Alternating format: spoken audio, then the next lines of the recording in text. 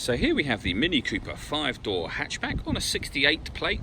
I'm going to start off by showing you around the outside of the car, and then we'll hop in and run through some controls on the inside. But from the outside you can see it's a 5-door car with alloy wheels. Let's start off inside the boot and then work our way around the rest of the car from there. So as we approach the boot, you'll see that we've got plenty of boot space, along with that 60/40 split folding rear seat as well. Okay, so we're just going to work our way back round to the front of the car, and then we'll hop in and run through some controls on the inside. But now that we've done a full circle of it, you can see it's in excellent condition the whole way round. Just briefly before we climb in, I think it's well worth seeing the interior from this exterior point of view. There's plenty to run through on the dashboard, so let's hop in and we'll do that right now.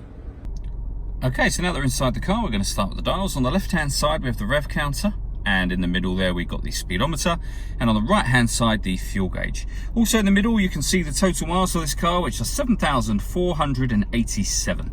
You can change the information that's displayed above that using buttons on the steering wheel for various different bits of fuel economy information, or you can have a digital readout for the speedometer permanently displayed there as well. If we back out to the steering wheel, on the left-hand side we have a speed limiter, and on the right-hand side we have stereo and phone controls, including voice activation for the phone.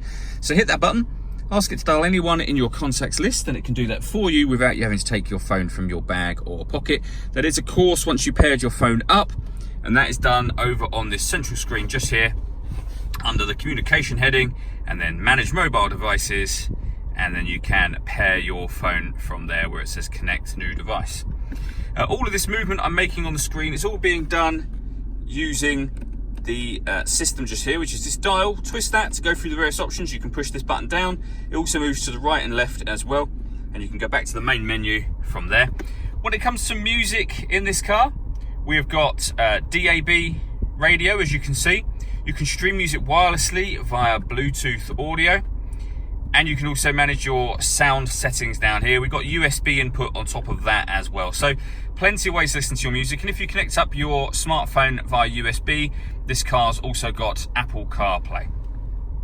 Working our way down from here, we've got the air conditioning. So you can determine the direction of the air, the fan speed, the temperature, and then that button turns the air conditioning off or back on again. You can recirculate the air that's in the car. That's a great way of heating it up or cooling it down quickly depending on the temperature you set on this dial here. You can turn that off just as easily as you turned it on. We've got a rear heated screen. And then below that, we have these buttons just here. So from the right hand side, that one turns off traction control. This one will start and stop the engine. You just need to make sure the key is in the car. So for example, it's just here. Hit that tab to start it, same again to stop it. And this one turns on the stop and start, or turns it off as well. So this car is designed to cut out when it's stationary in traffic to save you fuel. This button will turn that system off. It's actually on now, or back off again. When that light shows, it means the system is turned off. We then have a 6-speed manual gearbox. All that leaves me to say is thank you for taking the time to watch this video. If you'd like to come and see the car in person and have a test drive, please feel free to call any of our MJA sites. We'd love to hear from you soon.